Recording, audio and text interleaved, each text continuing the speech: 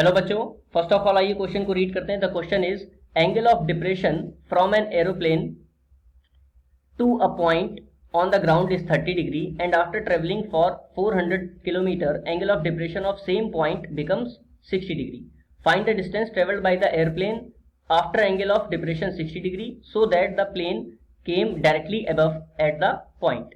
यहाँ पर 4 option given है A, B, C and D और हमें इनमें से करेक्ट ऑप्शन चूज करना है। तो आइए क्वेश्चन को सॉल्व करते हैं। देखिए सबसे पहले हमें गिवन है angle of depression from an airplane to a point on the ground is 30 degree. तो देखिए यहाँ पर मान लेते हैं कि ये एयरप्लेन है, ठीक है, और इसका इस पॉइंट से मान लेते हैं कि ये पॉइंट है और इस पॉइंट से एंगल कितना दे रखा है, 30 डिग्री का दे रखा है, जो कि एंगल ऑफ डिप्रेशन है, ठीक है।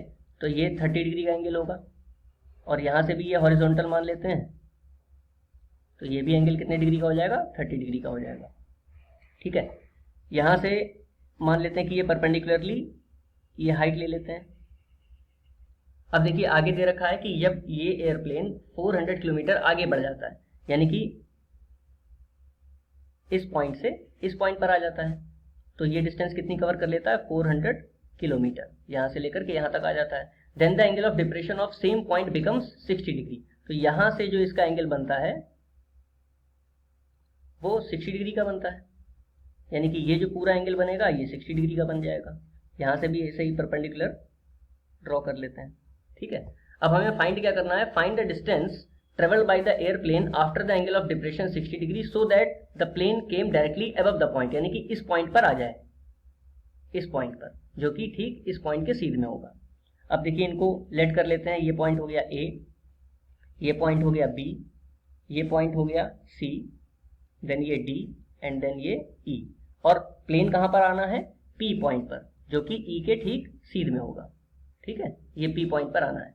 अब आइए क्वेश्चन को सॉल्व करते हैं। देखिए यहाँ पर 400 किलोमीटर है, तो ये डिस्टेंस भी कितनी होगी, 400 किलोमीटर होगी।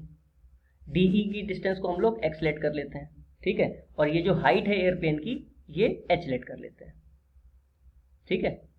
अब देखिए सबसे पहले हम लोग कौन से ट्रायंगल मिलेंगे, in triangle ACE, in triangle ACE। तो देखिए ACE में एंगल कितने डिग्री का बन रहा है, एंगल बन रहा है 30 डिग्री का, ठीक है। और 30 डिग्री के लिए h क्या है, परपेंडिकुलर, और बेस कितना है पूरा, CE। तो हम लोग ले लेंगे tan 30 इक्वल टू परपेंडिकुलर, तो परपेंडिकुलर कितना हो जाएगा, h, ठीक है, और अपॉन में बेस, बेस कितना हो जाएगा 400 प्लस x। इसको सॉल्व कर लेते हैं तो हमें इक्वेशन मिल जाएगी 1/√3 equal to h upon 400 plus x, ठीक है। ये इक्वेशन 1 मान लेते हैं। अब देखिए दूसरा ट्रायंगल कौन सा है जिसमें 60 डिग्री का एंगल बन रहा है, तो 60 डिग्री का जब ट्रायंगल बन रहा है तो कौन सा है वो, B, D और E। तो in triangle B, D, E tan 60 is equal to कितना आ जाएगा, परपेंडिकुलर हो जाएगा BD, यानी कि वो तो h ही रहेगा, जब ये डिस्टेंस h है तो ये डिस्टेंस भी h ही होगी, अपॉन बेस कितना हो जाएगा x। तो यहाँ पर वैल्यू पुट कर देंगे tan 60 की √3 equal to h upon x, cross multiply करेंगे तो h की वैल्यू हमें मिल जाएगी √3x, ठीक है। ये इक्वेशन हो गई 2। अब नेक्स्ट पेज पे देखिए h की वैल्यू हम इक्वेशन 1 में रख देते हैं, तो हमें कितना मिल जाएगा, 1/√3, 1 upon √3 is equal to h की वैल्यू आ गई है √3x, वो यहाँ पुट कर देंगे तो यहाँ आ जाएगा √3x upon √3x upon 400 plus x, cross multiplication कर लेंगे, then we get √3 3x equal to 400 plus x, x को इधर शिफ्ट करेंगे, then we get 2x equal to 400, तो x की वैल्यू कितनी आ जाएगी, 200 किलोमीटर, ठीक है। यही हमें फाइंड करना था। हमें फाइंड करना था कि कितनी डिस्टेंस और ट्रेवल करे कि वो सेम पॉइंट पर पहुंच जाए, तो वो कितनी आ गई, 200 metre, which is option number B. तो करेक्ट आंसर होगा ऑप्शन बी। आई होप आपको ये क्वेश्चन समझ में आया होगा। Thank you.